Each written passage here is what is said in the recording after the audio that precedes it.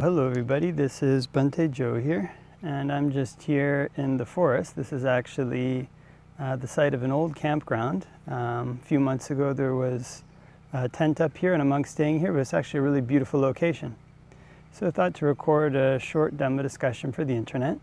So I thought that maybe you could start with a little bit of meditation, so you can lean forward and arch our spine, and look about 3 feet in front, and close our eyes. And can focus in on the breath.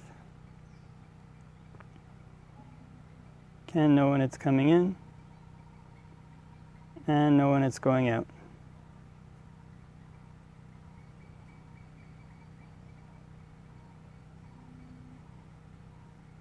If we breathe in a long breath, can just know I'm breathing in a long breath. And if we breathe in a short breath, can just know I'm breathing in a short breath.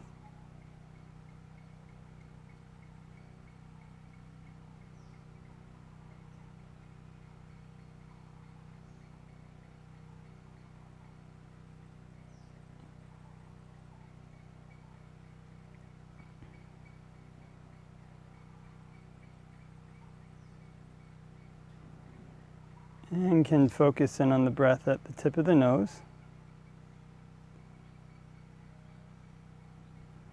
And if notice any patterns of tension or tightness around the nose, around the face,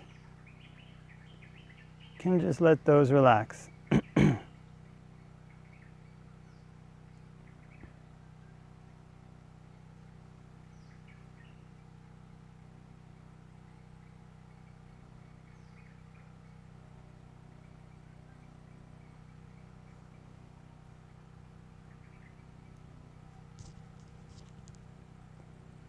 And can practice breathing in and out from this area at the tip of the nose.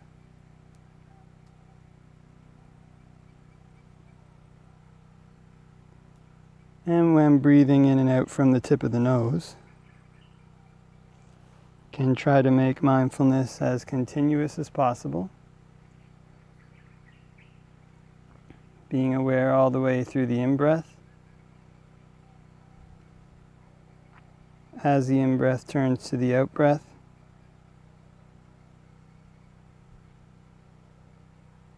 all the way through the out-breath,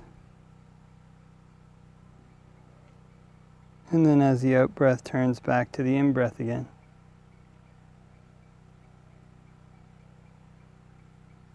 Trying to keep mindfulness as continuous as possible.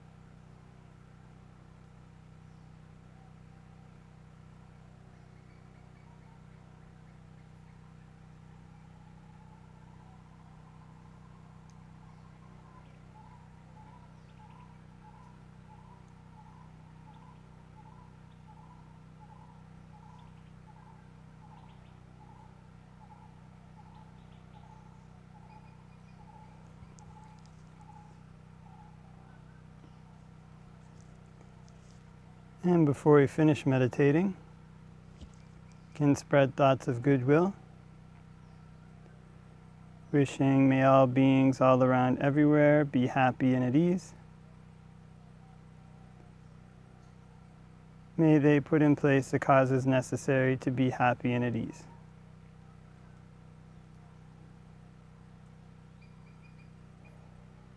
And we can make our minds infinite, can make them unbounded, all the way to the ends of the universe and beyond, in every dimension. May all beings all around everywhere be happy and at ease.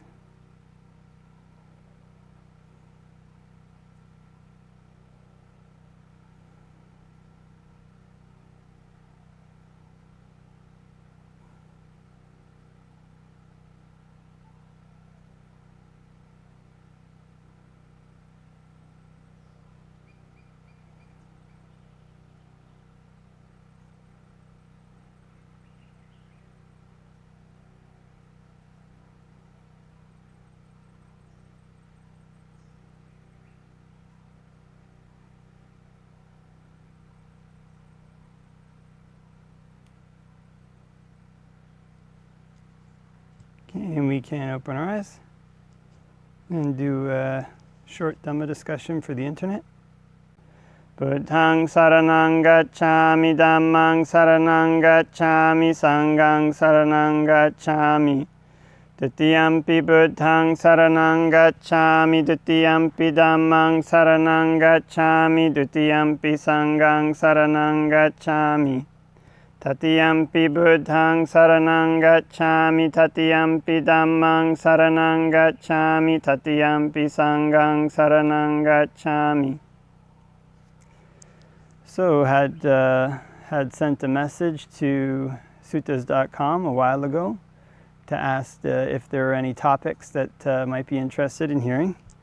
And one of the topics that they said was how does one deal with stubborn people who can't accept other people's opinions. And a lot of the things with kind of one's relationships with others in the canon, a person's relationships with others are this kind of like what you might call like a give and take. Like people have these different roles, and given their role, they are to perform certain duties, and the other person performs certain duties in return.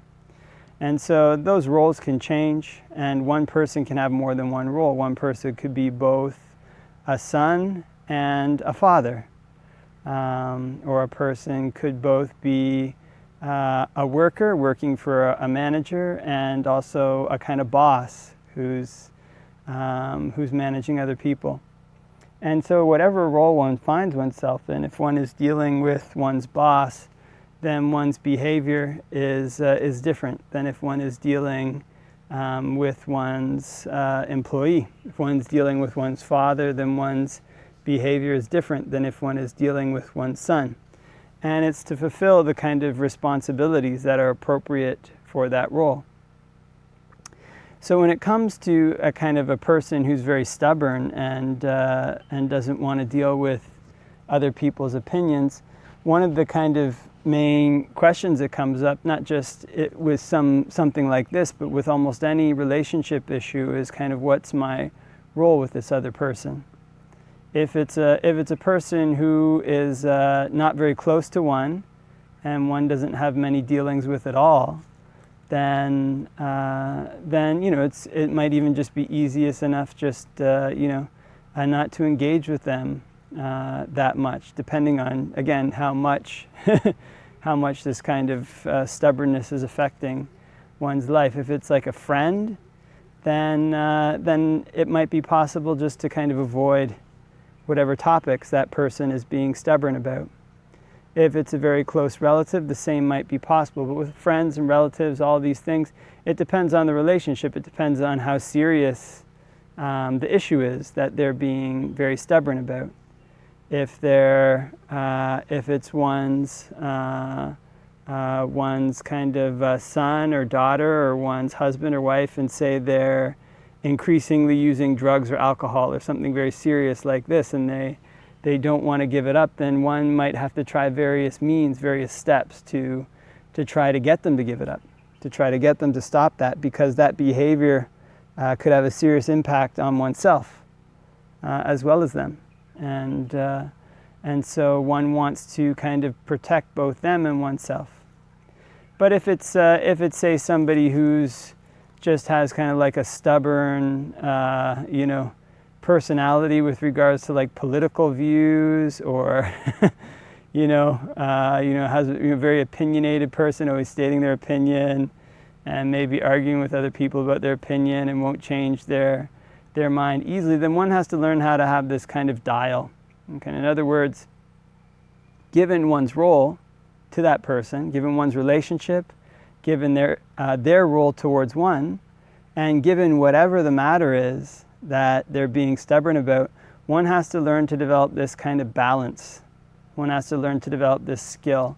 And this is kind of true with almost every relationship that one might have, as far as the Buddha's teachings go. He gives these kind of very basic patterns like son and father, but then there's going to be all kinds of shades of gray in between that. If the relationship that one has with one's son when they're 5 is very different than the relationship one would have with one's son when they're 25 or 35 or 45.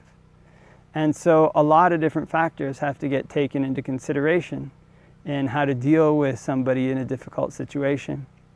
So this is one of the aspects of skill, and kind of, for oneself, one learns to have this skill. The traditional, I think I actually saw one at the monastery the other day. They're kind of weighing up medicine. They're cooking a lot of Ayurvedic medicine recently, and they have one of these kind of scales with 2 plates. So you could put a certain amount of medicine here and a certain amount of medicine here, and the scales kind of balance each other out. And kind of people who are doing this, you don't necessarily have to know the precise weight and do any math, have like a big objective standard, but you can put a little medicine here and a little medicine here and see how the scales balance out.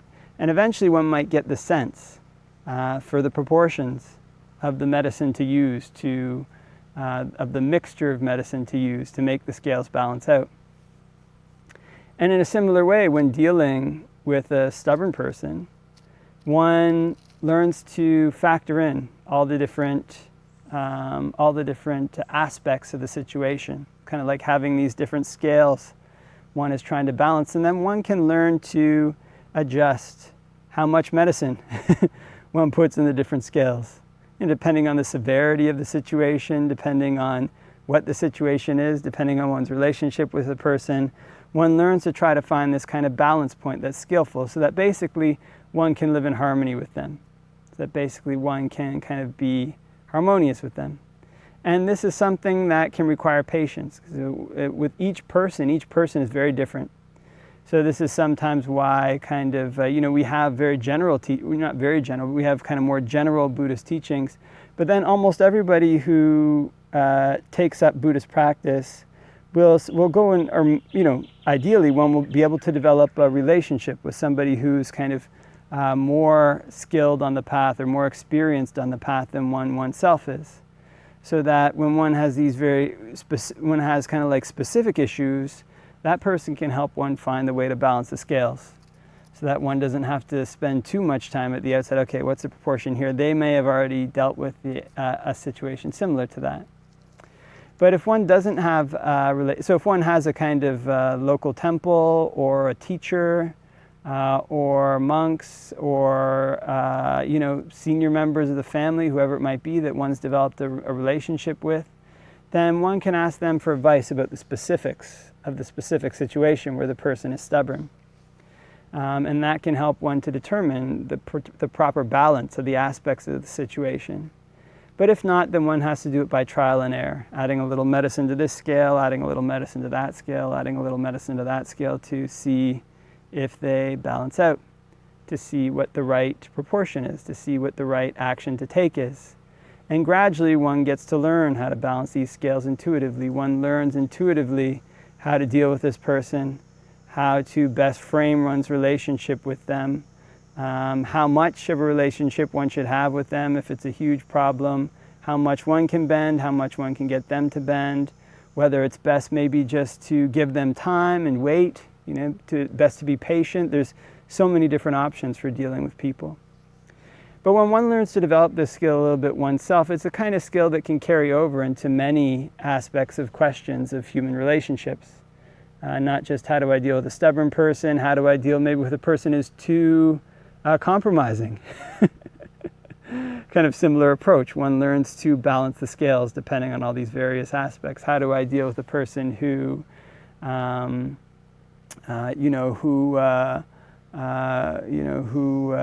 is very harshly spoken?